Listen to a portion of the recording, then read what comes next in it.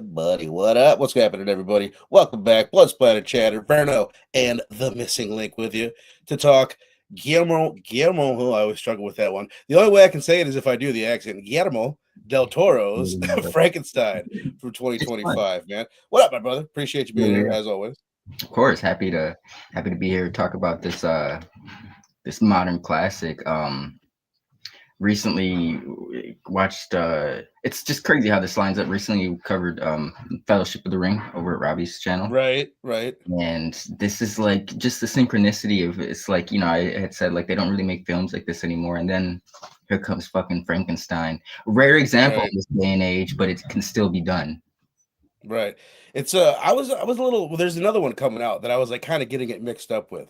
There's The Bride, directed by Maggie Gyllenhaal, starring Christian Bale as the monster, bunch of other people in it. So that's what I was like when it came out, I'm like, okay, which one is it? So this one, it's on Netflix, which is already for something this epic, like I don't know. I feel like it's one of the bigger movies, maybe not the biggest, but maybe one of the bigger movies to be like straight to Netflix that we've had. And just like it's so like epic. It seems Yeah. like something that is like made for the cinema in every way. Yes. Like you talked before about Netflix movies, they tend to be kind of shot in a more bland way, something that people could watch on their phone. And don't get me wrong, this is still going to look great on your phone.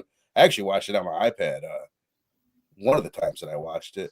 But this, none of that. I mean, as far as like the cinematography, so cinematic, so gorgeous, just like slaps you in the face. Like there's nobody that could walk away from this and not I was gonna like not even enjoy it. Like you would have to almost enjoy You this have to movie appreciate some.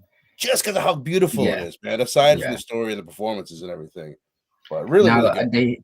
they haven't confirmed it, but the rumor has it, and the film kind of is indicative of it, that they gave Del Toro a final cut, which is Really. very important. Yeah, for when it comes to, so it's pretty much he had it like one of the highest budgets they've given to a movie.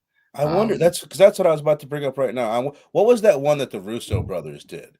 You know what I mean? Like that one Electric seemed like State, that was up. Yeah, I think.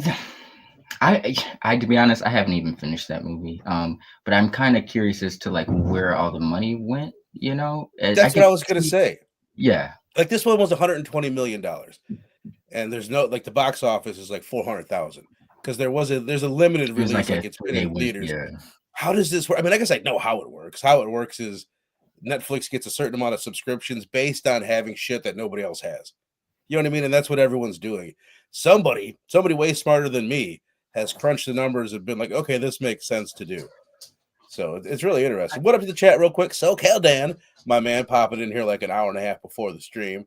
And then and I hear they Rogue, I appreciate it. Popping in, let us know that he's going to the theater. He's going to see was that out? Keeper. And Nice. he's going to check on the rewind. Jay's heard, my brother. I missed you last week, Jay's. We needed you for the trivia. You could have won. It was Dylan. Dylan won, but you could have gave him a run for his money. But what up to everybody in the chat? Forgot what I was going to say. That's all right. Then I can jump into what I was going to say. Yeah. Just Del Toro, man. So I told you, I was like, there's this movie. I watched Frankenstein, and then I talked to you, and I was like, this makes me want to. I want to watch a bunch of other shit before I watch it again. And I was like, it's limited. Do I watch the original Frankenstein and Bride of Right. Frankenstein? I Right. didn't do that. I was like, I kind of want to watch Nosferatu because that's the other movie. The Like, best we can comparison you definitely compare and contrast a little bit, right? Yeah. It's like so like in this, in a similar vein, but way different at the same time. I didn't watch that. I haven't seen Shape of Water. I've seen way fewer Del Toro movies than I haven't seen. I haven't seen a bunch Okay. of his stuff. But anyway, I'm like, well, maybe I'll watch Shape of Water because that's another like kind of it's supposed to be That's gorgeous, in great there. Yeah. cinematography. Yeah, Yes. there's a monster, there's a love Mhm. story. But instead, I watched Blade 2 and Hellboy. It's like the ones that really have nothing to do with this. But bro, I don't even think I've ever seen, and that's kind of my point. I've seen Blade 2 100 times. And then once I put it on, I'm like, okay, yeah, no, this is the one that I've seen like a lot. The one with Daryl from The Was Walking Dead, Remus. Yeah. By. But Hellboy, bro, I honestly don't think I've ever seen it. I might have seen it when it came Really? out. I know it's like huge to so many people. Just like before we even get into that, like just between those two movies, Blade 2 and Hellboy, which one do you kind of Right. prefer more? Well, You guys in the chat I'll be too. honest. Blade You 2, guys in the just chat, What's your favorite Del Toro movie? Are you a fan? Hi, I'm my brother. What's up, Sal? What's going on, guys? What's your Favorite Del favorite Del Toro Toro movie? movie out there? Well, no, I just want to ask you, like, between those two in the chat, feel free to answer that. Okay. Just Yeah, because well, those are the yeah, two that I I'll go. watch, they're so similar. You know what I mean? I, To I each think other. Hellboy is a stronger film, but I think I enjoy Blade 2 more. Just it's like a comfort thing. I know the beats, Right, I right. know the characters, that universe to an extent. It's Marvel. Um, I haven't read extensively like Hellboy. It's not really my jam. I respect Right. it, but it's not something I'm too keen on. But Same. I think like stylistically, like cinematically, maybe even structurally, I have to go back and re-examine that just because it's like Blade's such a seamless action movie, like it's almost too much of an action movie. But it's High on great. It's saying, great. Shape of Water is a masterpiece. That's the one. Yeah. Like I said, that's the one I should have watched, just to have a better idea of the movies that he's done that are like this. Crimson Peak is the other one Yes. that I also haven't seen from like I gotta 2015, I gotta 2016. rewatch that one, man. I remember not being too keen on it. Yeah, so it was out Halloween with my neighbors. Yeah, all good, brother, all good. Give me 1 second. Yeah, no problem. What I was gonna say is, just between those two movies, before we get into Frankenstein, and I guess I'll probably re-say this when Link gets back, but I enjoyed Hellboy. I think it's exactly what Link said. It's a much better film. I could then Blade 2. I could see people liking Blade 2 because it's kind of like cooler if you like Blade. It's more of a horror thing. You got vampires in it. But as far as like a well-made movie, I thought Hellboy was badass and just looks super good. Like, they're made 2 years apart, and I thought Hellboy looked like it came out 10, 15 years after Blade 2. As even like just like the way it looked, the CG in it, the performances. The other thing I just like Hellboy almost, he's a cooler character. You get in touch a little bit more with him than you do with Blade. Pan's Labyrinth, probably my favorite. That's one that we covered like last year, was Fable's pick, like a while back when we talked about it. Sal saying, "Hell yeah, Hellboy was great." Dude, for whatever reason, Pam's Labyrinth, I love it, but there's like I cannot put I didn't give it a 5, and I don't know why. It's almost too good. It's like a perfect looking movie. There's something about it. I think it's like the characters in it. There's just something about it that I don't connect Sorry, with my in brother. Pam's So Labyrinth. I had some All good. loud background noise. I had to ask them that. All good. Basically, what I told them talking about Blade 2 and Hellboy, I agree with exactly what you said. Kind of like, I think Hellboy is the better movie, shot a little bit better. I could see why people would prefer Blade 2, but I really, really liked Hellboy. I think it's Yeah, definitely like yeah. the better movie. It might not be as cool as Blade, but the other thing You about know, Blade 2 is that it kind of does what a lot of superhero movies do. Like, once you get into the sequel, it's more about the villains and all the side characters than it is like and Blade yeah, 1 is more of a movie about Blade, and Blade 2 I was is a just movie about all sorts of shit. you read my mind because I was just gonna say like it's almost not fair because it's like Blade 2, one of the key pieces that makes it memorable is the villain Nomak, bro. Like he's Right, such a right. fucking, wow. You don't have that, and it's like you said, Hellboy 1 is more focused, like Blade 1. It's more focused on the origin of the heroes or whatever. Then the sequel, crazy enough, Hellboy 2. No, you haven't seen it, Golden Army. Mm-hmm. Pretty underrated. Then it came out like a month or a few weeks before The Dark Knight, so it got overlooked like Okay. shit, man. But Nomak, who plays the villain in Blade 2, plays the villain in Hellboy 2. He's like this prince of Oh, elves really? and shit. He's pretty yeah, it's badass. But In yeah. Blade 2, he kind of reminds me of Frankenstein in this one a little bit. Just with Yes, his that look. look. He's Yep. bald, he's got the hood on and everything. I was like, oh The shit. There's eyes. there's an there's an autopsy scene in Blade 2 that I watched right after seeing Frankenstein. I was like, oh shit, like he's already kind of done this before. Way more horrific in Blade 2 and like gnarly looking, but really fucking crazy looking in this one too. Have you ever heard of The Strain by any chance? The Strain, it The does sound Strain. vaguely.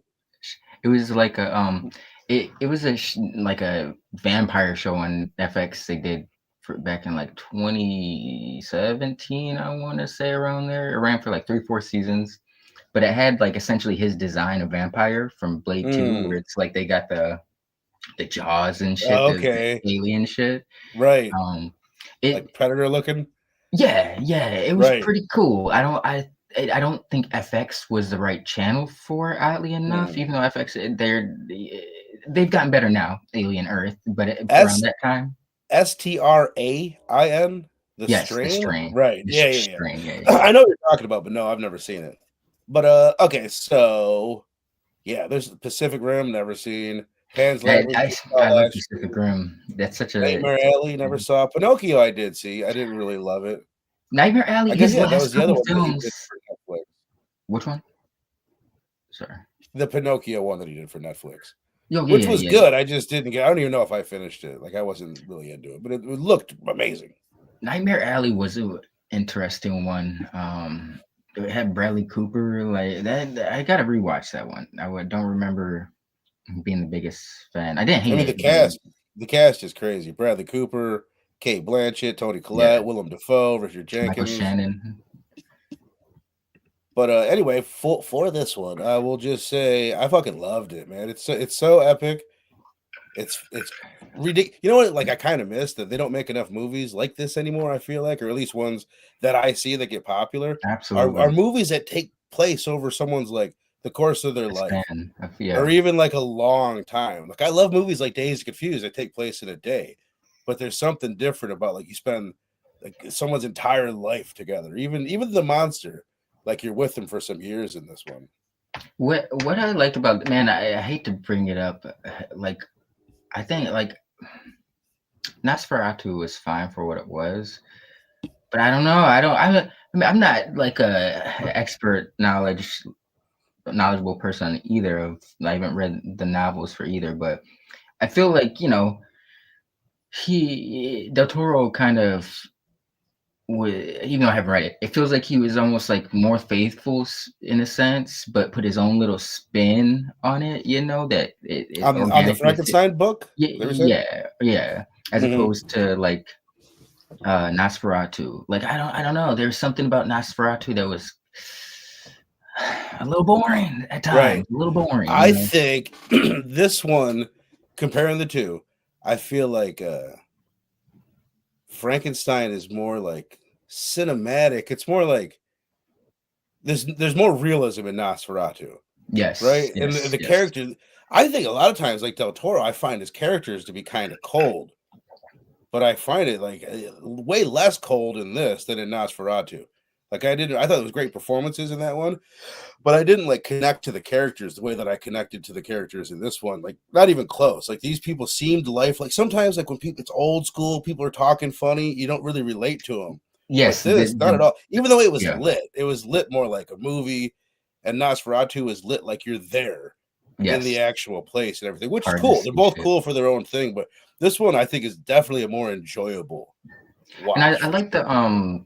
the dynamic or the contrast with like the whole parental, I don't know what you want to call it, like sometimes parents can pass on shit to kids that it's like generational curses. It's like Mm-hmm. vicariously living through their children. Like I need to Victor. see this one, Sal. By the way, I hear great things about Devil's Backbone. But sorry, Yeah, brother. good ghost story. But it's exploring the themes. Like he didn't want to be like his father, but eventually kind of did become his father. And there's just like little Right. cool moments like where he was his father. And it's like for instance, the scene where he's like setting the castle up to blow it up, and he like walks out and he hears Frankenstein yell Victor, and he like Mm-hmm. it's the scene reminds me of like when a parent hears their child's in distress, the way he had like stopped suddenly and just had that he was fucked up for doing that, but Right. it's like how he had that second thought thing. And Right. I love like even the explosion right there. His leg, the look of when his leg gets hit with that stone is a barely hanging on, bro. wild I looking. love the details. Bro, I have not seen this, Hayan. I have not seen Robert De Niro's version of Frankenstein. Oh, is that the Juni Ito's Frankenstein manga also interesting. Dude, there's so many. It's kind of like Dracula, but not nearly as much. There's so many versions of Frankenstein that I've never even heard of that I was kind of looking up this week. Is there I any? Have Frankenstein? you watched like? Yeah, okay. I Frankenstein. It's like a big one. It's one Yeah. you hear about. I don't think I've even seen that. The original and Bride of Frankenstein, and Curse of Frankenstein, which I only saw a few years ago. Did you do that Yeah. on Robbie's channel this year, by the way? Yes. Yeah. Oh no And no no. Wait. Yes, I did. Sorry.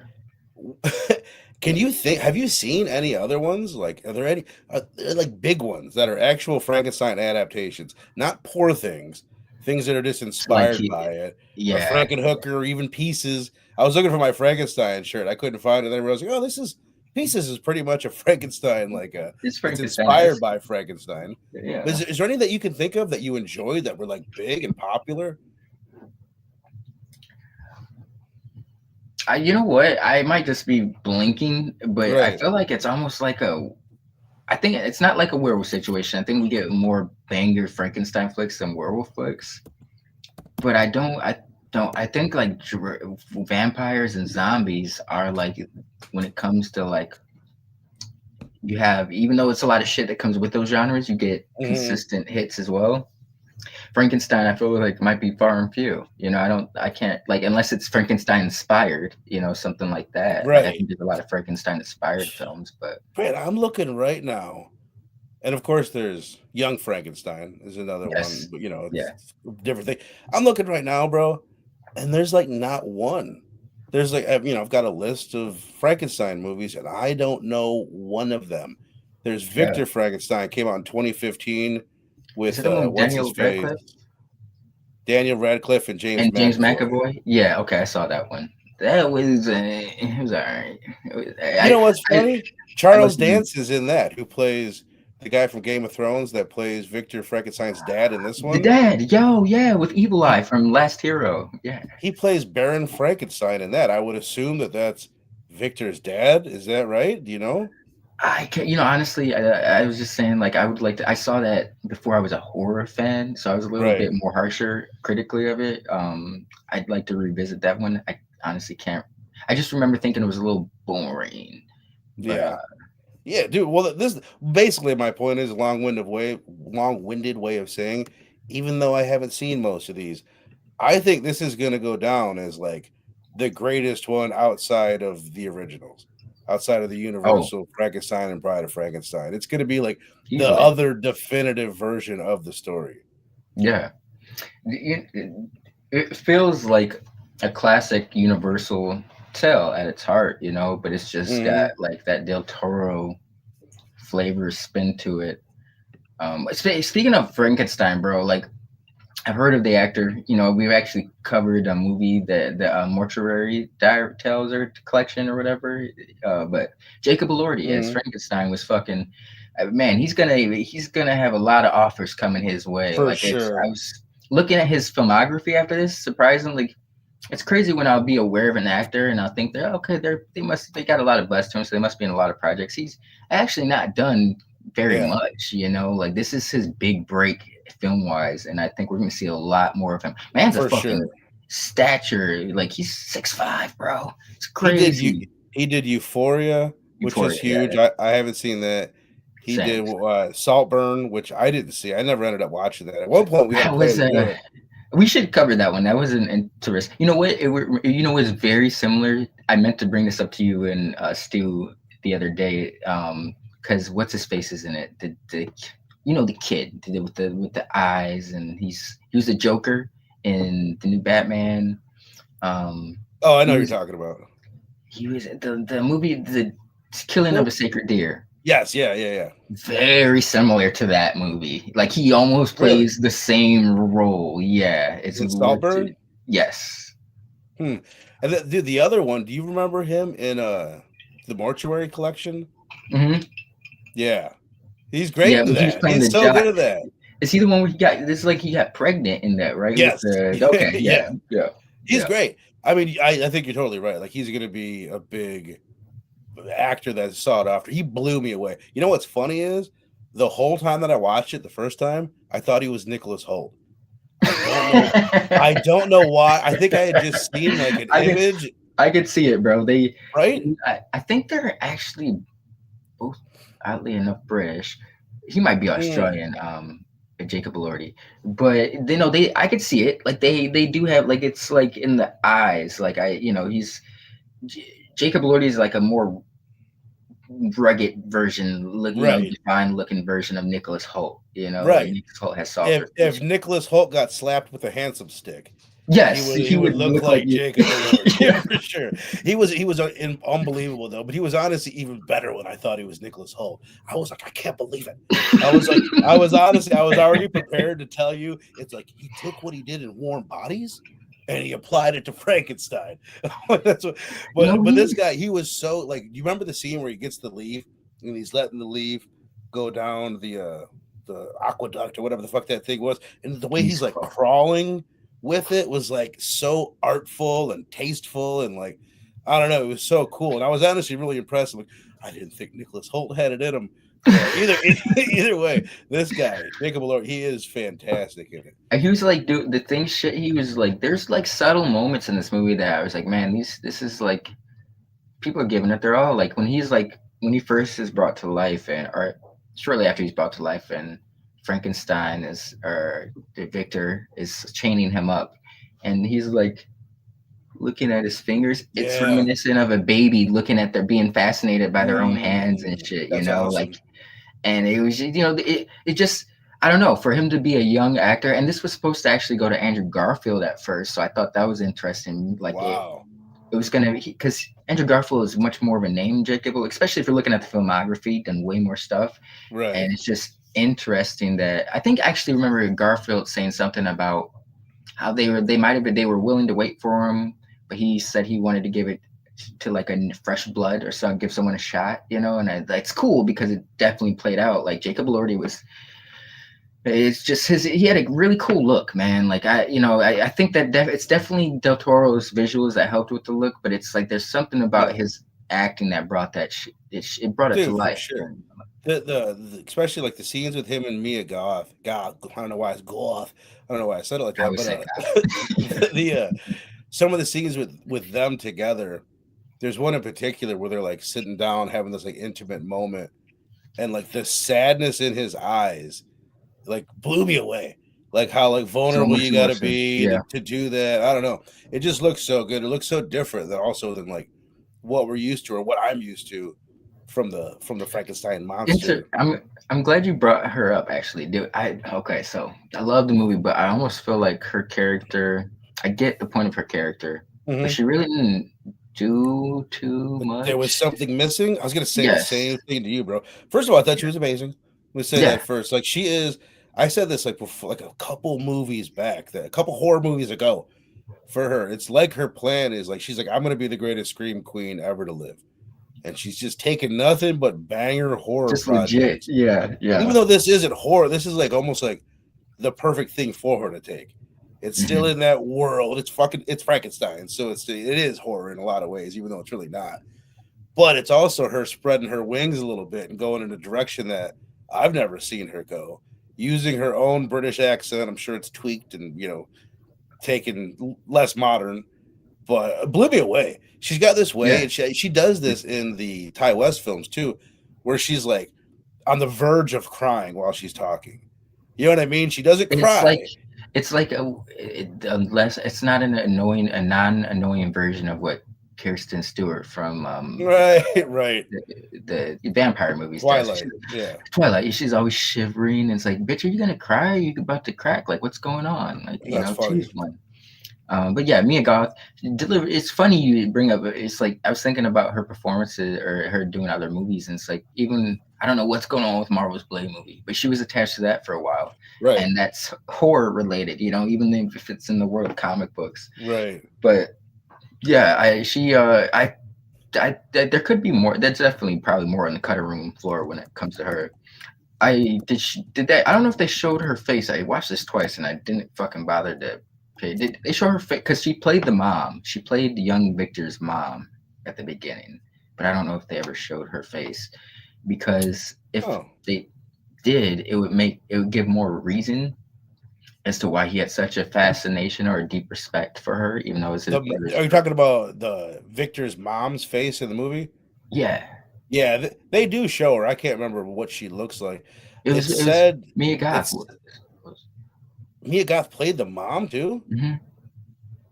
Really? Oh, I did not know that. Really? That's what it kind of ties into why Victor had such a fondness for her. Shut And she up. reminded, yeah, I read that the Dark Angel, like that vision that he keeps having, which I get yeah.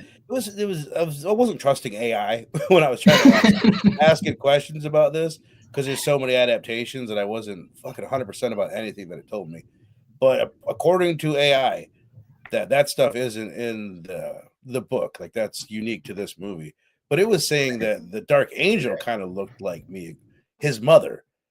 But interesting, dude. How did I not notice that? How did I not know? That's cool. No, you know what? That's what I had to. I was just that's like I was looking up, doing little fun facts research for the film, but that's not even something I like. I said I watched it twice, and I don't think they show her face. Maybe there's. I think there's some, like we said, there's something missing. I think they did shoot a lot more footage with her, and she had some scenes, but just I don't know why. I feel like they should have gone the distance. After seeing the Lord of the Rings extended cut, bro, it's like if a film warrants it and needs that time, go for it. Like, because we do make jokes about, films being too long and dragging, but it's like after seeing that, I saw these, I watched this last Saturday or Sunday, and then Lord of the Rings Fellowship Extended Edition. I had to squeeze that in very Oh, tightly on Monday, but you don't squeeze that in. That's hard. I spent all day watching that. Yeah. But no, usually I like with movies like more than like 2 hours. I'm like nowadays I find myself like but no, with these two watches in particular, I was like no. Sometimes films necessitate that runtime. Like they need that. This could have been longer. Yes, I agree. yeah. Before I forget, so it's funny, like like Mia Goth, that sounds like a stage name.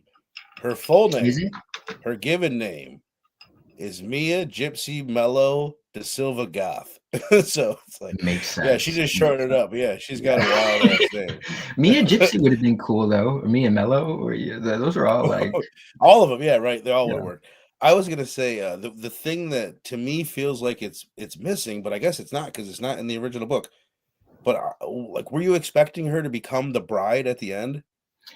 Yes, I did. That's Right. what I feel. I think there's more to her character that I think they left on the cutting room floor because it's between her being a mom and then Victor having a fascination, fondness for her, and then Frankenstein having. So it's like if there was an edit there where they kind of toward the idea of her becoming Frankenstein's bride, Right. it make for a more compelling story because you got all these factors playing where it's like Victor's got a fondness for her. They kind of have they're kind of a rapport, but she's clearly favors Frankenstein's his monster more, So it's like he would Right. be jealous, and it kind of plays into the whole parenting thing. It's like sometimes parents can, unfortunately, there's some parents that will probably be jealous of their kids, like they didn't achieve what their children did. It's like I wish I would have done that at a younger age, or subconsciously too. So there's a lot of I think it would have made there's a lot of themes at play here. I think it would have made the Right. themes that much more Right. deeper Like we and could have got we could have got more with her in three ways. We could have got more with her and the monster, which it feels yes, like we should have got a little bit more. yeah, We could have got more with her and Frankenstein, obviously, or we could have made her the bride at the end. And that's another thing, like I said, when I was talking to AI about it. I've read the book, it was a few years ago, and it's a big book, and I don't remember it super, super well. But in the book, that's not like she doesn't become the bride. It's a different character that becomes the bride. And they never even actually finish making the bride in the book. Victor destroys the bride. It's the same thing where Frankenstein comes and wants make me a companion, and they start to make it, and Victor freaks out and he destroys everything and rips her apart and mm. everything. So it's kind of like a combination. I just thought that that's the route that they were going to go. I wanted to see Mia Goth as the bride, not necessarily the fucking hair sticking up like Just Marge something Simpson, similar. but Yeah, like 'cause I thought that was a missed opportunity. Like I thought that would right, have just been like a cool, even an Easter egg, like after credit scene or some shit where it's right. like maybe he learned from Victor and you see if like Frankenstein assembling his own. I don't know how long she's been dead at this point. And her, how her body would have decayed, how much her body would have decayed. Maybe embalming fluid. They have to have had that around that Right. time. They had it. They had fucking ice. Put her on ice. This is Jay saying when I saw the little girl in the movie, I was very scared that Frankenstein monster was going to drown her like he did in the OG movie. I don't remember who was a little girl. Do you remember? I kind of wish they I would think have. they replaced. I don't remember.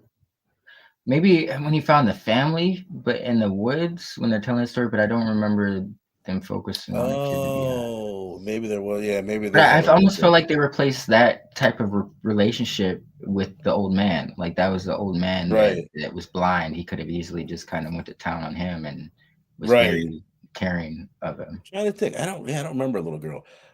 Christopher Waltz. I didn't know he was in this movie until he showed up in the movie, and I was like, Same. bro. I was like, because I was already way into it at that point, and I was loving the performances. Then he shows up. I'm like, oh my god. I'm like, this is so perfect. He's like, the two roles that he plays. I really don't know. Maybe if somebody could remind me of them, but I don't know his roles outside of the Tarantino movies really. But those two roles in Inglourious Bastards and Most Django Unchained are legendary. like two of the coolest roles anyone's ever played. So, and in this, we didn't even get too much of him, but he was, fantastic in it for He's sure. still, yeah. What else Even is he? the dude He from he's usually in the he was in The Witch. He's got the deep voice. He played oh yeah, I don't know. I his can't think of his name, but the dad in The Witch. Yes. yeah. Yeah, that was a cool little cameo.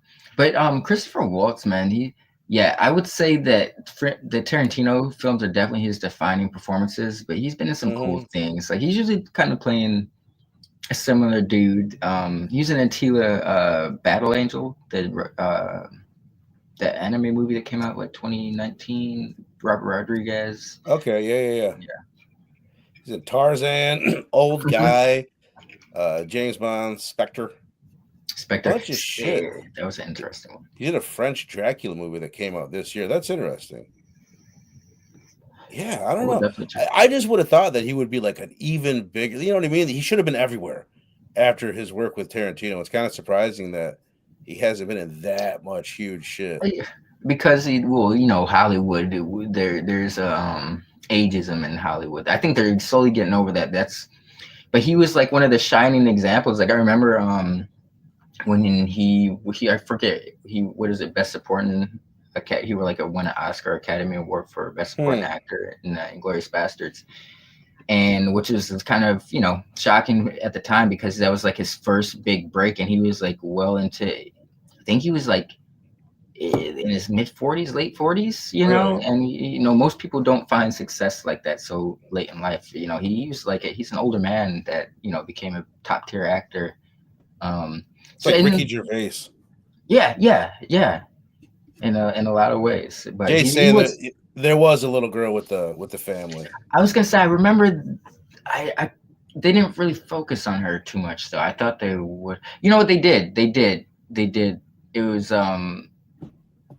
was it Jace? Was it right after? Because remember he's like feeding the deer and he shoot it in the head and he like All that shit. All that. Yeah, yeah. he's part of that family. How about that moment though? That deer moment. That was so good. I That thought he stunned me was the first gonna time. go I think kind of like I was kind of like, okay, where are they gonna take this? Like I kind of thought like maybe it was gonna be a moment where he's not aware of his own strength and he's gonna unfortunately like accidentally kill the deer in a way. Mm-hmm.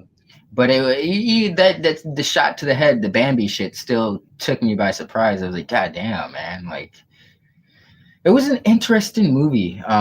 Just it's you said this earlier. It's like it's really not horror, but it just. And maybe it's because we empathize with Frankenstein. Like we see how he's like, that's what I'm saying. There's a lot of like parental things that like The how monster or Frankenstein? the monster, Frankenstein's monster. Like Kind of both of them though. Just the way they yeah. go back and give Victor's backstory, which I Like think kids is aren't unique. asked to be brought into this world, Right. So it's like the kids owe parents nothing at the end of the day. It's always a parent's responsibility to make sure their kid is succeeding, thriving, feeling the best of themselves. Like it's not on your kids to make your name look better, or Right. to like there's a lot of cool themes that they were playing with. I don't know. I've never really empathized with and like you said, like to both of them. Like at the end, like I think when Frankenstein's monster said like maybe we can both finally be human, like that is some true shit, because it's like neither one of them were wrong, you know. Like Right. Victor Frankenstein was suffering from the traumas that his father brought upon him, and he Right. unfortunately kind Did of the like same thing. yeah, you know, but he was in it, he luckily enough had a moment of clarity at the end of his life to realize what he had been, you know, the cycle he had been condoning or enabling, and you know there was a bit of grace to that. I'm trying to look through my notes right here because there's a line that Mia Goth says something about like just Victor. He keeps saying Victor, Victor.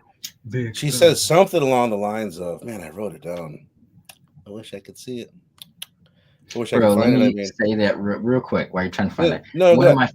my favorite lines in the movie was at the end. We were, you know, we're talking about him on his deathbed, and he's like, it was such a powerful scene just because, like I said, it was like Victor Frankenstein acknowledging like he had kind of become his father, and like the pursuit of trying not to be his father and outdo his father. And like, you know, it was he when he said like, call me Victor, you know, like my father gave me that name and it really meant nothing, but he's like, you know, call me Victor. And he was like the first time when it meant the world to you. And that Right. was really, it was a really very touching scene because it reminded me of just like, bro, you can identify, or parents out there can identify, it's a little tickle you get. It's a way you feel inside when your children call you daddy. You For know, sure. you know, and that's what I felt that they were conveying. Like, you know, that was really cool. That was a really cool moment. You know, a powerful moment. That's my It's one of my like it's almost as good as when your wife calls you daddy. You know what I mean? It's like it just hits It's you up in there. the hits you where you Yeah. want to be hit.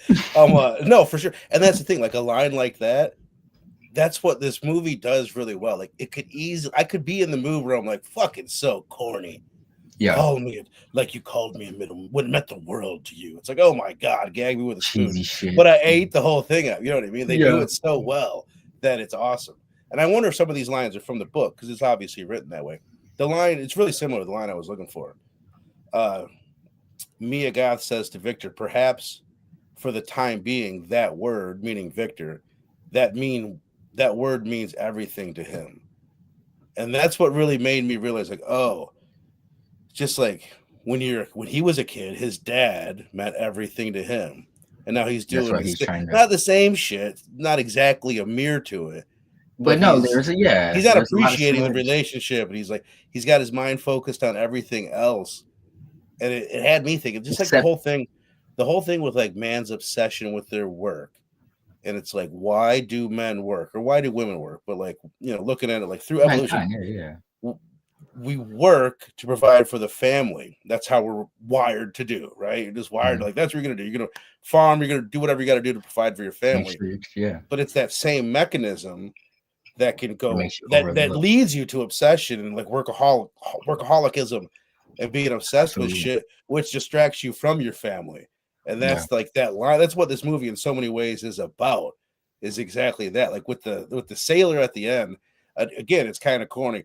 We're sailing home, boys. Like he, you know what I mean. He learns that lesson through Victim's story, and I loved it. I loved how like not necessarily on the nose, but kind of on the nose. Just kind of like I don't Very know. almost. It was really Oh, really good though. Really well done. that's some powerful shit, man. Like, I don't, you know, you will like because of his obsession. He kind of like she was made me got to trying to convey. He was frustrated with the fact that he could only say Victor. Like he didn't understand. Like Right. maybe that's like me. God said that's what means the most to him. So that's what he's conveying. Like, you know, like he wasn't focused on it. He's like, oh, I've got this thing that this person I've created that loves me with, you know, you with all my faults. I need it Right. to be better. I need it to be, you know, more. And he's his obsession trying to like it's once again it's all these issue generational curses, like his fathers need to vicariously live through Victor and to make sure his name was top tier, left traumas on Victor, and then Right. so and therefore it left traumas on young Frankenstein's monster, that because Victor had his own unresolved trauma and shit like that, you know. Takes, you know, it was I like that moment at the end just because it's like I almost feel like, you know, where they both kind of broke the cycle, you know, where Mm-hmm. because Mm-hmm. Victor's acknowledged like, bro, I was fucked up for what I did. I didn't know I wasn't aware of what I was doing. That and in return, that that gave his monster a chance to kind of have a weight lifted off his shoulders and Right, go and live his own life instead of trying to, because that was like a subconscious drive for Victor. Is like everything he did, whether he knew it or not, was trying to outdo his father. His whole life right, resolved around that, and that's no way to live a life. Like he took that burden off his child, Frankenstein's monster, at the end, so he could go out and not have that trying to like, why right. was I not enough for Victor Frankenstein? Like he felt he wasn't enough for his dad. It was a very deep movie. Yo, super, yeah, very much so. I'm oh, what was I just gonna say? I love the structure of it. I Yeah. love the way it started with the story at the beginning, kind of always always compare stuff to Forrest Gump esque.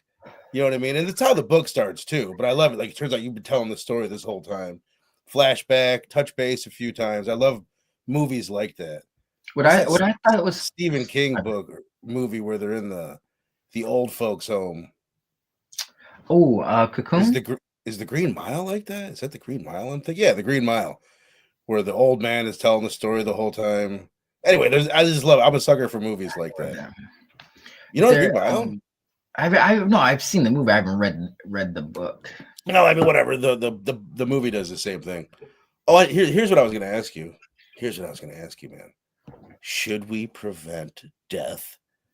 Like, I was thinking about it. Like, if we could, I don't see why we wouldn't get to a place, if unless the world ends, that we can get to a place where we can maybe not prevent death. Yeah, probably like almost fix it. Even if you get hit by a bus, I could imagine where they can like put you back together and bring you back to life. And it's like it would lead to so many issues. A lot of ethical issues. I mean, it would boil down to could just unfortunately money result makes the Exactly. world go round. Who gets It to would live? Who revolve gets around to who has come money. back? Yeah, in time. If you've ever seen that movie Justin Timberlake, where it's like everyone's got a Mm. currency, it's like you get they in this world they figured out a way to make everyone live forever, and it's like, but in order to kind of nick the overpopulation problems, like everyone lives to 25, and if you got the money to live afterwards, buy yourself more time, you can live longer than 25. The Hmm. general life expectancy is like 25. Like you got good 25 years Interesting. core. After that, your clock time's out. But no, it would kind of boil down to something like that. Like, like Elysium kind of did this movie with Matt Damon did something similar to this, where it's like, if they had the technology to, if you got cancer or whatever, it's like they can Mhm. cure you, but it's like only people who had the money, it's like Right. everybody else. But if it's like we got to that point, what would be like, something would have to change, because it's like we can't live forever and keep producing people. You could live forever and there'd Right. be no kids, no new spawn or anything like We're that. just I gonna mean, run. We're gonna run out of resources, and I don't know if we get to that level of technology, then maybe we could also figure out the ways around like the issues, space stations, super high rise buildings, people living in the clouds, things like that. yeah. But it's like right now we're in the situation we're in. We have an aging population. You know what I mean? We're extending life, and there's all these issues just coming up from that.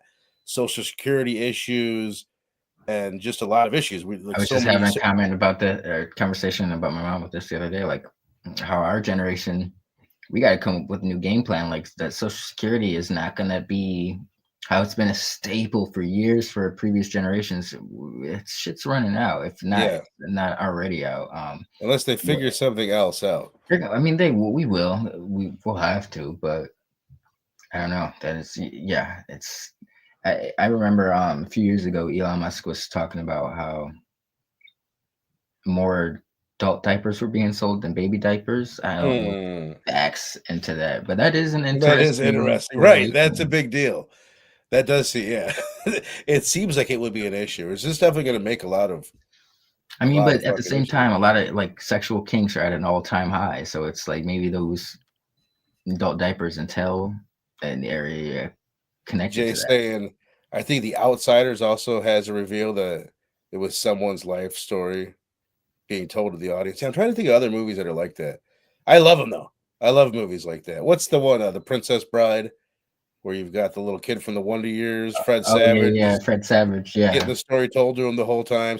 The never-ending story, in a way, is kind of like that. Just where you keep touching base throughout the story, maybe just once or twice. To Either make that, or sure like it's in maybe there. you don't. And Yeah. every time, like, oh fuck, I forgot that this was a story the whole time, a story within a story type of a thing.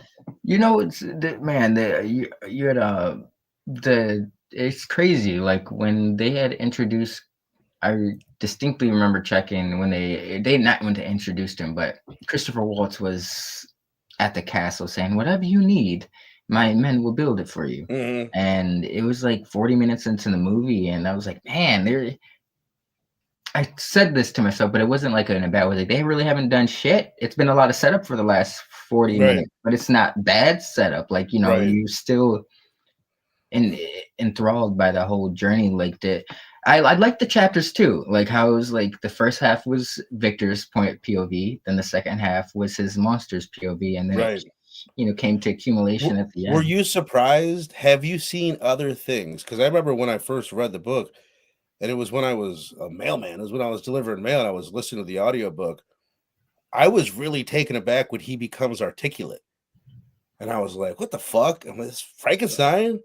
Because he doesn't do that in the movies, in Bride or the other ones. He speaks a little bit, but Did he's like talks like the monster. Still, he never becomes articulate, and it's weird that that's what we think of. Like most when you think people of would Frankenstein? never say like, no, he never becomes articulate. But yeah, Did he that's have the healing ability and like is that Frankenstein no, thing? Okay. that's That new that too. that He kind of makes me think like he has advanced his brain is mm, it could learn quicker because he can the synapses or whatever. right. It's almost like he's a child, where Yes, yeah. you absorb a lot more shit. Just like Hmm. you're saying, how He's he's looking at his hands, the way that like he observes, because it's the same thing in the book. He goes in the woods. He's like stalking this family in a way. I don't think he's like in the house with them like he is in this. Maybe he is. I thought he was like in the woods, It was a just weird kind of design. It was like watching them.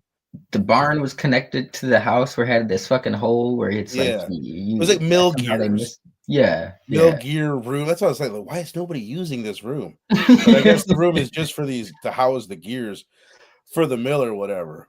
But in the book and in Bride of Frankenstein, that's the best part. That's like the best part is when he meets the blind guy and all that. For whatever reason, when I watched this movie, I watched it twice this week, like I said. When I watched it the first time, I was like, I don't think they're doing this justice. I thought it was like too like Lord of the Ringsy or something about it. I didn't like the look of it or something. I don't fucking know. But I really, really loved that part the second time. It was just I had to just be, I don't know, I had to get used to the route that they went with it and the look of it and everything. But so good. Like that's like such like a touching part. And that's never what people think of, like modern people when they think about Frankenstein. They never I, think I that. They just think the monster version. I think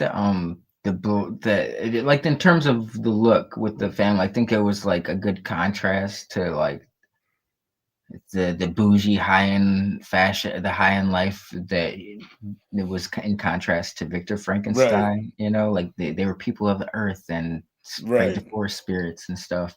I don't know what my deal Um, with it was. I really don't know. It was just something. It was almost too kind of whimsical threw you off. for Yeah, me. Yeah, it I just get threw me off at first. Something about it, but it was. I mean, I thought it was like a little corny, and I think maybe I was even getting used to like the monster switching and him being the narrator. It just like kind of threw me off. it. Had to look into it. I'm like, how the fuck long does it take for a man's hair to grow from being bald to chest length? And it's like 3 to 3.5 years. I to be honest with you, I was when he's like talking to the old man, I was like, man, bro, like you got quite a head of hair on you for like how much time has passed. Like even if a lot of time has passed, I feel like you're dead. Your hair growth shouldn't be that good, Right, my man. right. It Like should be a little spotty, a little yes, yes, spotty, yeah. maybe even But gray. yeah, the cells are dead. But okay, speaking of that scene, since we're on it, Mhm. the werewolf scene, or not the werewolf, but the wolf scene nitpick, but it just bothered me. There's some cool shit going on, like when he like skinned the wolf as he like trying to pull it off of him, rips his skin off and Yeah, he like ripped cracks. one's face off, kind of. Yeah, that was Yeah, gnarly. very But nice. I Yeah, just was like, why did it all have to be CGI? You Yeah, know, I mean, I think because they went the distance in every other aspect of right. this film, that it was very jarring to me. That I was like, Dude, you I guys guess couldn't have. there was a lot like I don't know, there's something about like not the filter. There's not a filter over the movie, but there's something about the movie that makes like things that aren't CGI look CGI. I don't know how to Yes, explain it. Like I thought yeah, I looked up again, could be fucking wrong, but it was saying like the boat was really built, the laboratory, I guess, like what you see in the the background here, like backdrop, all that yeah. was a real set, which looked real. Definitely Mhm. looked real. But there like I don't know, I feel like a lot of like the skies at least were CGI. Like everything was so beautiful. So like ridiculously like gorgeous that like I don't know, maybe I was just thinking some of it was CGI that was just amazing sets. It was I don't No, know. I think that there's like because I that did stick out to me. Like when the laboratory and stuff, like the kind of contraptions he had built. Like I was like, man, they really went the distance. Like we need shit like this in films. So I Right. definitely think that was real. I don't know. I think there was minor usage of CGI in this movie, and the only thing that I'm sure there was definitely more used in other areas, but the only thing that really stands out to me is the wolf scene where I'm like, you guys, Yeah. even where he's like cracking the wolf, you couldn't have made it like a real wolf and enhanced like its movements Right. with CGI or something like that. Like I don't know, kind of. And then this is a very minor nitpick, but when they zeroed in on, not a nitpick, but something that just threw me off. But when they zeroed in on like the black wolf with like the missing eye, I was Hmm. like, it felt like some Mia Goth shit. I was like, is there a scene we didn't get that there's supposed to be like some Hmm. significance to this wolf coming at him taking, clearly I got Interesting. like that wolf was the alpha because as soon as he Right. fucked that wolf up, they all scattered. I wonder if it was maybe a nod to the book or something. Like if that wolf, Okay. you know what I mean? If it was, I don't know. I don't The remember. look of it, yeah, I could see that. I could see that. But that shit was great. The guy that played the old Was man, really, it really probably good. isn't, but he reminded me of the dad from Hellboy, the scientist dude that finds Hellboy. I Mm, think he actually passed away, so it can't be him. But he reminded me of him. I'm trying to look. I got him right here. Oh, I didn't know that that was him. It's David Bradley, who's in Game of Thrones. He plays that creepy old son of a bitch in Game of Thrones. I can't. He Oh, the plays one the who's always old man. acting old, who's but incapable, but is actually kind of a pervert or some shit. He's I think at the Red Wedding. You know what I'm talking about? I Yeah. think John. he's like the Lord of the Cross. They got to go to him and get to use his bridge and shit. But yeah, he's like a pervy old man, 83 years young.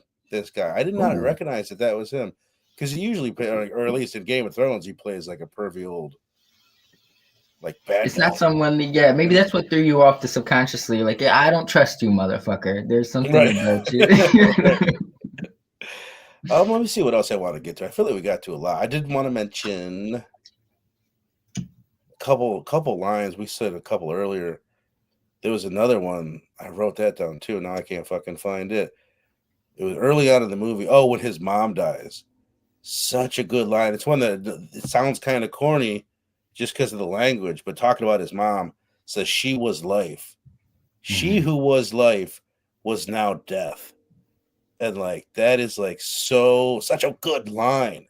It You know was what I so mean? Like poignant. Yeah. the mother that is life. That's what birthed you. And now when he thinks of death, that's what he's gonna think of forever. That is like the definition of death. And it was like, and it's just layered meaning too, because it's like he only had solace and comfort in his mom. Like, with her there, it was only his fucking dad down Right. his back, and he didn't have that comfort. So it was like the any comfort or peace he knew it was just a cold life after his mom died. So it was, it sounds corny, but it's very powerful and poignant For at the same sure. time. Like it's So yeah, such a I love a good line, man. yeah. I love when Christopher Waltz. This is interesting. Christopher Waltz, who is dying, I think of syphilis, is what they say. Yeah, The fact sadly, that, man. first of all, the fact that he's a photographer, I thought was cool. The fact that it's a new art form and someone that is obsessed with preserving life and making life immortal would get into photography. That's like With preserving something and capturing preserving life. well, So yeah. I feel like that was kind of done intentionally. I don't know if he's part of the book or not. That's something I meant to look into. But I love when the chick that he's photographing is, you took another bite of the peach? Like, he's I don't know why it's such a small thing, but I loved that. It's like, this bitch I will like not the be line he eating his said. peach. What do you say is like a night with Venus will give you a lifetime of Mercury or something, I something. missed that line. That's good though. Yeah, a lifetime. You know what they say? A night with Venus will give you a lifetime with Mercury. With Yeah, Mercury, because you see Mercury was like their medicine, their cure for syphilis. They thought. how I far doubt we've it. come, man. That's he was drinking it, How about man. them inspecting the bodies of the men that were about to be hung to use their body parts? There was something so cold about that and fucked up. They're just looking at them like they're cattle or like they're like machine parts or something. Like that was fucked up. That that scene reminded me of like Gangs of New York for whatever reason. Like I was getting Yeah, Gangs of New York vibes during that scene. But I for did sure. like the line where he's inspecting one dude, and Oscar Isaac is like, he's like, "You're lucky to be hanged. You could be dead within a Right. year." I was like, "Yo." The autopsy, like, because I had this on. My kid is running around, and I'm like, whatever. I'm like, this doesn't seem like it's a real horror movie. This is a drama period piece. It'll be fine.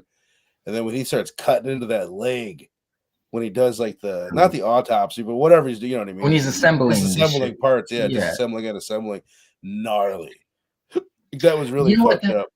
That I'm glad you brought that back up because that reminded me of something I meant to say earlier. Is like I haven't read the book, but I appreciated the little extra length Del Toro went with this movie in terms of like I feel like anytime I've ever seen like a Frankenstein movie, it's he's already a mad scientist who's got his shit set up. It's like they Right. gave you an origin to him. Like he had to have like a benefactor and he had Which to I have think is new. okay, that's cool. That's it's even if it's not new, that's a great layer that it's often Right. overlooked. That it gives that context. It's like, okay, this isn't some he had to like compromise in a sense. And then it when you bring in the Christopher Waltz character, adds even more backstory. And like you say, he wanted to capture life and photos are immortal in a sense, and it's like he even wanted to be immortal. Like his whole idea of why he even funded Victor Frankenstein was like, I'm gonna be in the body, I'm Right. even somehow, Put me in gonna be there. I loved yeah. that. No, you are whatever. You're infected or so, whatever word he uses. Yeah, it was so good. I loved his death scene too.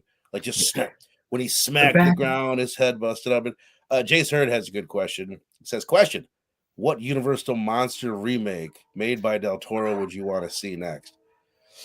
I'd I be up already got for an any. answer, bro. Yeah, go ahead. Go I ahead. even werewolf, just because I think he could add. We don't have many banger werewolves, and Del Toro Hmm. would bring the thunder to something like that. He would make it visually captivating, He at could do the least. same thing where he just follows up on Robert Eggers, like, "What'd you do last?" All right, I'm gonna do something. Just oh, never mind. I'm tripping, thinking he did Nosferatu and then he did Frankenstein. What am I thinking? But werewolf will be great. That's a great point because we don't have enough.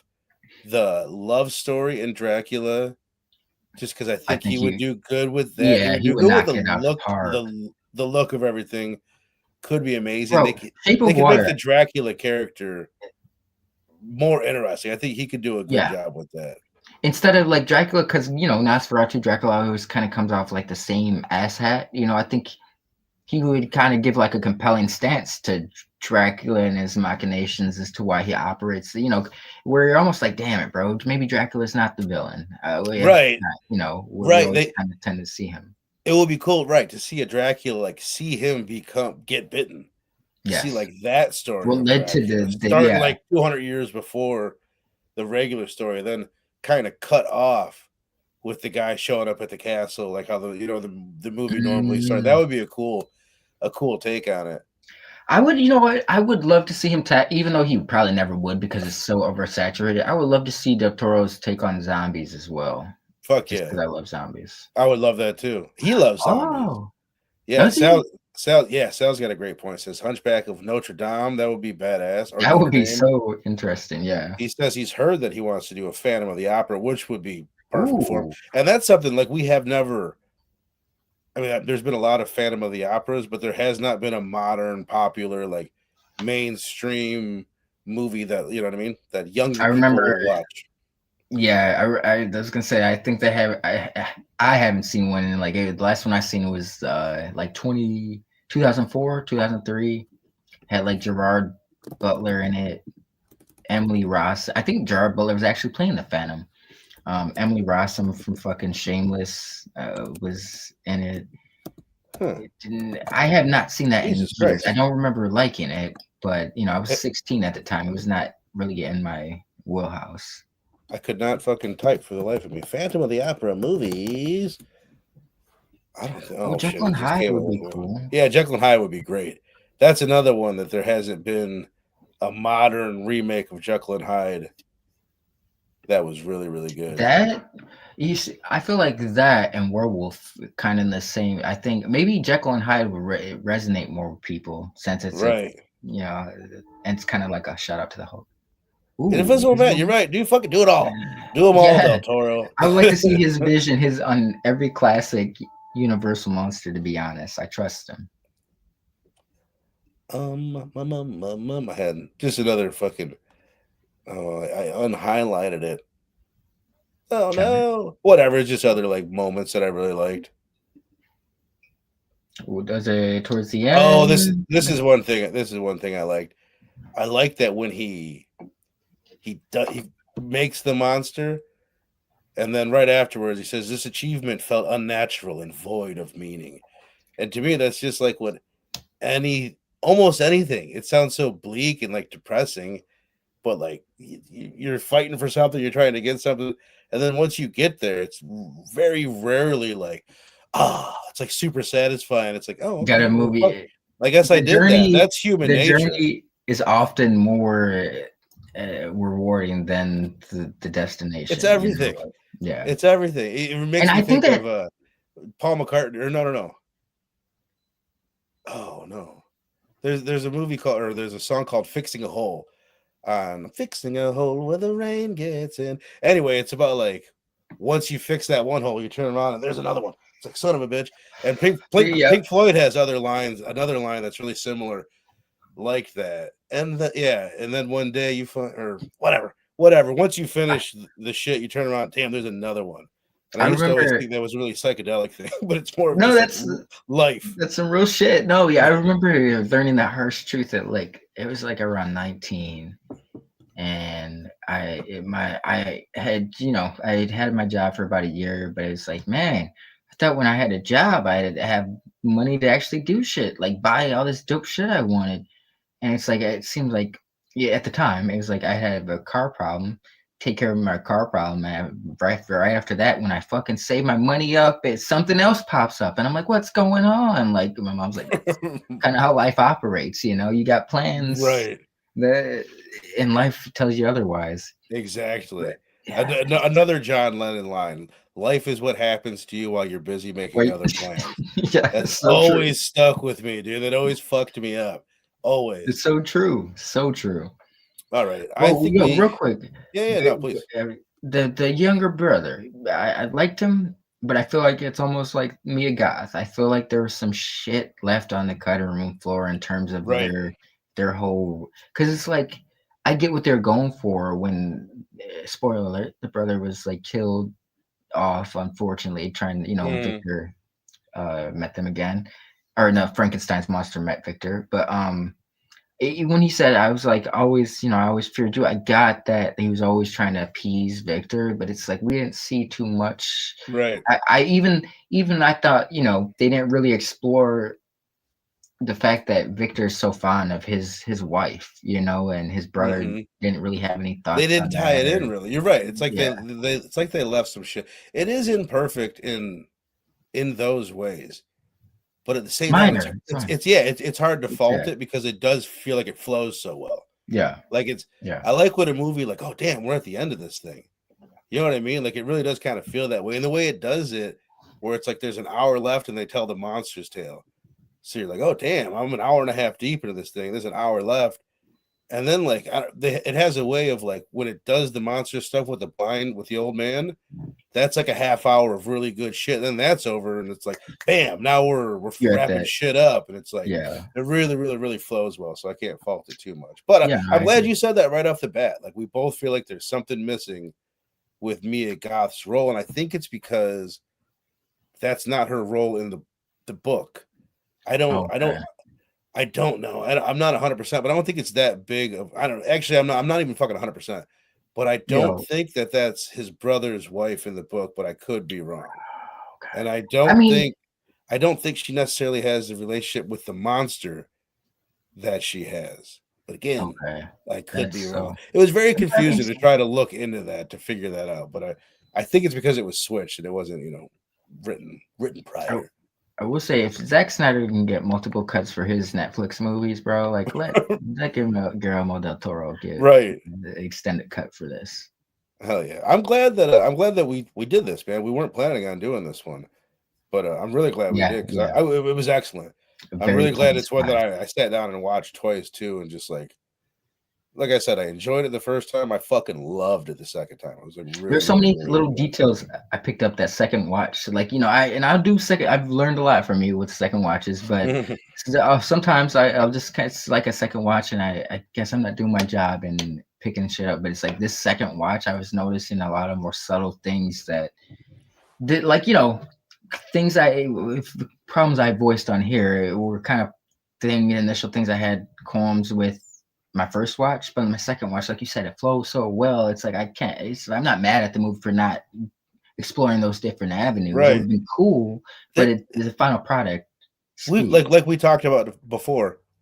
I think about like when what Wes was saying when we did Dawn of the Dead is like you're not expecting like, oh, the movie's just kind of chill for a Hmm. minute. You know what I mean? Yeah, Like when you're watching this the first time, you don't know how long this stuff is going to go on with Mia Goth and all that. How big is this going to be part of the movie? And I don't know. There's just something about the flow of it. But once you know where everything's going to go, there's something like I don't know. It flowed a it little bit lines. better for Yeah, me. no, well said. Yeah. But I say we done did it, my brother. Let's wrap this bad boy up. Let's rate this thing out of 5. You guys in the chat, if you've seen the new Frankenstein flick, give your rating out of 5. I'm gonna kind of struggle with this one. I'll let you go Tell first. you. You know what? Have either of us really said any? Well, I guess other than the Mia Goth thing, I don't really have It's any issues with the movie, and even that's an issue of like what isn't there. It's like it feels like there yeah. should be something else there. There's nothing that's there that I don't like at all. It's all minor nitpick stuff, and it's like at the end of the day, the craftsmanship that went into this movie, like the performances, the production, just the thematics and the writing, and like even the dialogue, like you said, it's old timey, but it never feels like fucking like we were confused as to what they're trying to convey. Like they get the gist of it. It's all very well done. It might just be like honeymoon shit, but I'll go ahead and give this one a solid 5, man. I think this is, in this day and age, a film Right, of this right there caliber. with brother Jace. Oh, yeah, yeah. I think this one is going to be talked about from years from now. Like, For even sure. with even like Lord of the Rings is not a perfect. It is actually a perfect. It's a great. It's a 5, but like not everyone probably will find that one be a 5 because maybe it's the duration they don't like. I don't know. But this one I'm glad I watched it so closely back after revisiting Lord of the Rings because it's Right. very reminiscent of the They fit well craftsmanship that goes together. into this. They do Yeah, fit well together, man. and I hate to. There's a movies and filmmaking. They're all like movies are films, films are movies, but this one feels like a. I hate to be like the person. This one feels like a film, not a Totally. movie. Like this is art Right. on this, and it's so rare in this day and age in 2025, coming from Netflix to get Right. this kind of film. So I was very surprised. Like this had me thinking about I clearly we were aware of this movie when it was coming out, and we were talking about in back chats. And I was I was like, man, even when we were talking about the trailer, I was like, I don't know about this one, man. Like, it's cool, but I'm a little trepidatious. But like, they quickly put all that to rest, and it's like, man, Netflix can actually produce some fucking films, like Right. some really grandscaping. For sure. It's a 5. Yeah, that's a 5. I hope it's like a good sign for the direction that they'll go with. You know what I mean? Not every one of their original movies is going to be like this big of a thing, Yes. but it might make some other directors be like, oh, I can go there to make a movie. This like, and I don't know how it works. I guess it won't. It's just going to be on Netflix. They did the limited thing. It's part of the deal. But I They feel did like that so they I can would get like to see content out of this. Like, yeah, put this out a couple years from now. Let it go to theaters then once it's ran its course on Netflix, because it's like like I can see it This would being be an like epic, bro. the definitive Frankenstein. Like Yeah, yes. maybe not next week, but maybe like 50, 60 years from now, 100 years from now, people That's think of gonna be this the tale. as the Yes. one, like the hmm Frankenstein Yep. movie. Hell I yeah. agree with I'm that. right there with you guys, man. I'm going 5 out of 5 for sure. It's a weird one, man. We haven't really done anything like this. Other than like I'd say it's the least horror thing that we've done outside of Poor Things, which is Yeah, pretty much yeah, like which a is the Frankenstein Frankenstein. tale with more of a twist to it, which was awesome in its own right. Yeah, it was. It's also crazy. It's like one of the things I almost should have opened with, or I definitely probably should have opened with, but it's fucking crazy. This book came out, if I have it right, it came out in 1817. Wow. 1817? 1818. It was 18. called Jesus. the book is called The Modern Prometheus, was the actual title of the book. Interesting. What's interesting, look at that, 1818, and Dracula came out in 1897. So that's like we think of, oh, I just think of a Frankenstein and Dracula like they came out a week apart from each other. Yeah. This is old as shit. It's so old. Almost And it's 80 like years. it's the first horror book, like recognized as the first horror thing that was ever like a big deal, and the first science fiction thing that was a big deal. So Ooh. Mary Shelley, I don't know. This is also something I definitely should have opened with. Remember the story? Like they were hanging out. She was with a few friends. It was a stormy weekend, and they were hanging out at her estate or someone's estate because they were rich motherfuckers.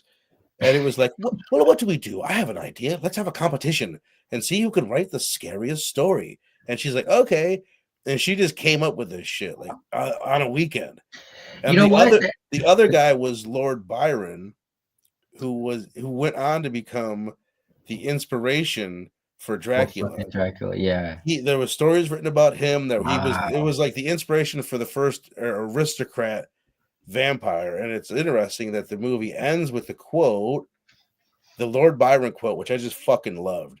It says, "And thus the heart will break and yet brokenly live on." And it's like, it's so good. It's like he's went through all this shit. In the book, he says he's gonna go kill himself. Like it implies heavily he's been through all this shit and he's gonna go off and kill himself. And in this one, he's looking at the sun and he's basking in it, and it gives you that line: "Your heart will brokenly live on." Because what the fuck else are you gonna do? You know what? Other I than hate kill to, yourself. man. Shout out to Cowboy Bebop, but Cowboy Bebop always. I hate to glaze this one, but it's such an easy one. But it's like they have this line where it's like you're gonna carry that weight. It's like, yeah, bro. You're like life comes at you, like shit happens. Like you're either gonna be defeated by it, or you're gonna give in. You're gonna collapse from that shit, Right. and you're gonna fucking carry on. And that's what Frankenstein chose to do, man. Like it fits though. It's such a, and it's a cool little, given the origins of how it all came together. Like that's even cooler that he gave like the Byron quotes, because it's tied to Mary Shelley, and it's like they were friends, and he's the inspiration for Dracula. No, real quick, something you said reminded me of this, but it's like there's like these old pictures of like people sitting around like a piano like singing and shit, and like people used to do that shit because there wasn't radio, there wasn't television, there wasn't internet. You had to create your own forms of entertainment to a lot of degrees. And so it's her like let's sitting around a campfire and like or sitting around in a party, like let's come up with the craziest story. Like that's shit people did back then. Like who could come up with the scariest tale? Like I wish we could kind of almost, man, this makes me feel like I feel old lately, and I've struggled with that. But it's just like I find myself like, oh man, I wish we could go back to like the early 2000s, like when you logged on the internet at a certain time, you logged off. The internet wasn't around 24/7 hitting you as soon as you logged on. Me and my buddy just spent on the way. We went to the Bulls game. We were like an hour and a half away from the United Center. And the way home with a couple beers in us, safe amount of beers. We were talking about that like the whole time, like this technology, we can get the fuck away from it. He's big on like you're never bored. Like everything I do, if I'm going to cook something, I've got YouTube over here. I'm like, something listen in to the things on background. fantasy Yes. basketball or whatever, and like you almost think like, oh, I can feel every second. Like part of you, the positive is like, oh, I'm just like soaking in knowledge all the time. I'm learning things, right? But like you're never You're bored. You bombarded. don't. Your mind. We're not meant to be like this. Yes, we don't get a cool down period to absorb. We're constantly in absorb mode, and it's like Right. it's almost like being ready. You got to be ready instead of like, okay, I've absorbed this, I've taken it in. Let me, see how it resonates with me. It's like, okay, I've got this information. Let me get the next information. I get more information. Right. Something, man, you're speaking the truth because it's something I've found myself like. I remember maybe like it's a blessing and a curse, but like this whole comic YouTube community, I'm glad I found it, but with that entails like I didn't know who the fuck any YouTuber was in 2019. Like I remember my friend Right. I didn't actually even had a use YouTube fairly, like that. My wife no, did, but yeah, yeah, I didn't yeah, even use it yeah. like the way I use it now. I had a fairly successful friend on YouTube. He makes shit kid videos, but he's got like fucking a million subscribers. But it's like he would always ask me about fucking YouTube and this and that. I'm like, bro, I don't watch YouTube. But like anytime you reference a person, he's like, well, they've got this many subscribers. I was like, well, I'm not one of them. So apparently, they're not reaching every demographic.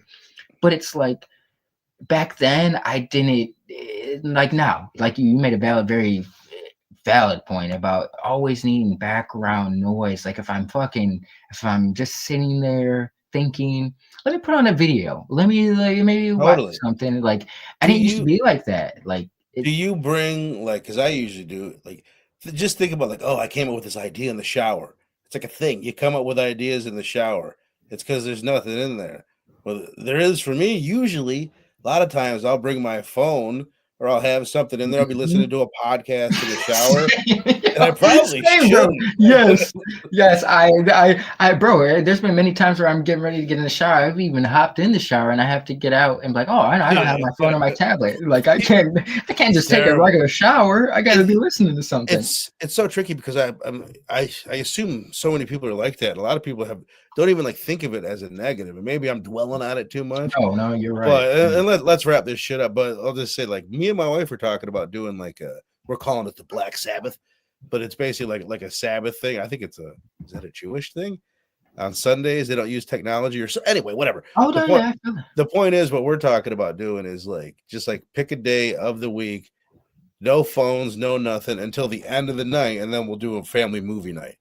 Just Yep. something where we're unplugged for You're the day, and then we unconnected. can Yeah. watch a movie at night as a family. I'm glad you brought that up because that's something I've been practicing myself. Like, I'm a single father, but it's like I need to, so, I don't see my kid throughout the week, unfortunately. But on the weekends, bro, like I've made it a point to like, I kind of like, I won't say I won't never, but as of the last couple months, like when my kid's over, bro, and with him, like I'm not doing any streams. Like, the streams I do with Marcus, like before he gets here, and it's like after that, I'm done for the weekend. Until Monday morning. And that's, I don't know. I feel like it's helping me. But it ties into your Black Sabbath thing. Like it disconnect from the Right. the Unplug from the yes. machine. Yes. Just for a fucking hot minute. Even today, like my wife taught me to go into Goodwill, fucking put a bullet in me.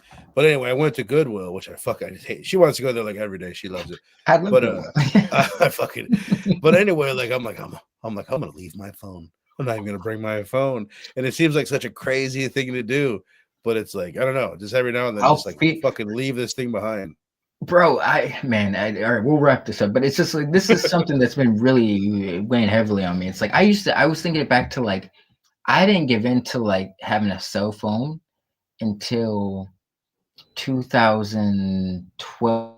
I got the Galaxy S3, but before I didn't get my first like cell phone until like 2010, 2011. Like I was so like that used to be my excuse. Is like I like that people aren't able to get a hold of me at any given moment. Like I'll get back to you when I get back to you. It was a better world, man. It really was. Yes. People showing up back in the day. We used to go to people's houses.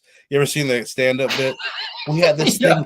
It was called company. We got company over. You know what I'm talking about? Yeah. Have you seen this video of his dad teaching his kids how to knock on doors to ask for kids? Like some kids are so it's crazy, you know. It's not crazy, but it's like simple things that we are so ingrained in us, like how to, hey, can someone come outside to play? Hey, how you doing? I was just wondering if such and such could come. Kids, that's so non-existent. Like cursive, it's non-existent with kids these days. They don't. It's like he did multiple takes with his daughter where she's like she knocks on the door, and he opens up the door and she doesn't say anything. He's like, you knocked on my door. He's like, you were addressing me, and it's like your the turn. second take. Yeah, it's yes. I miss the early 2000s. Right, and it's not just the kids; it's us, and that's why the kids. It's us, yeah. Like that.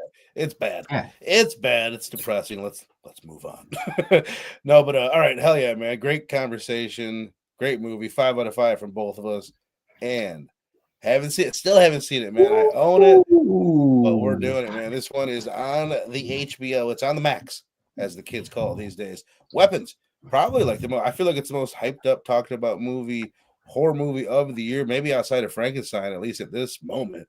But I'm excited to see it. I know you loved it. I know Stu loved it. You guys saw it like around the time when it came out. I own the thing. Yeah. I've yet to watch it, but that's why I was like, you own it. You haven't seen it yet. I'm glad that you're saving it though. We saved that. Yeah, the excited. Yeah, it's gonna be worth it. Oh yeah, I'm excited, man. So next Thursday, right here, be here or don't be here, but you should be here. But what do you got going on? What do you want to? You Mark talking about Marvel Zombies? Marvel Zombie, yes, sir. I'll be revisiting that as we covered it here over Blood Splatter Chatter a couple months ago. Yeah. But Mark is his first time view for Mark. I'm always keen to excited to talk about some comic shit. We got that tomorrow. We'll talk about some news.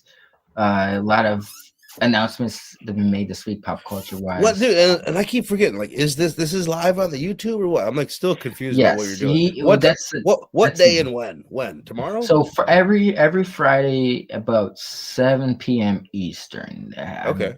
Yeah, every Friday 7 p.m. Eastern. It's something new Mark's experimenting with. Usually it was like pre-recorded, but he's like wanting to play with the whole live model. And I'm all for it, get for sure. Chat and interactive. But yeah, just we got different themes coming up every week. I got to get better at this, just across the board, and even with your channel, you guys will send me the itinerary of movies we'll cover, and it'll be like the next week, and I'm like, I don't know what movie we're covering next week, but it's gonna be a banger. But yeah, Marvel Zombies, something amazing else next Friday. But yeah, just as I said earlier, helping them keep the lights on as Jasmine takes her sabbatical. Hell yeah, man! I love it. That's Geeks Unleashed. Find them anywhere you get your podcast or on the YouTubes. So hell yeah, man! Keep an eye out for us again next Thursday. We're doing weapons. Another thing I need to watch that I'm behind on, that you and me need to get together and talk about when we can, because we do plan to do it. We're going to be pretty 2025 horror heavy from here till the end of the year. You and I are going to sprinkle a bunch of them in, but if we could find a way, I want to watch this Welcome to Derry and talk about that too. So okay. We'll talk about this. We'll figure out a time that we could do it. Maybe a Monday coming up. We'll talk about it. We'll figure it out, but keep an eye out for that, folks. All you guys in the chat, Jace, Hyun, Sal, you sexy sons of bitches out there. Really appreciate you guys. Rogue popping in. SoCal Dan. Appreciate you guys. And we will see you on Thursday for weapons. Assuming I can find this button. Where's the button? Found it.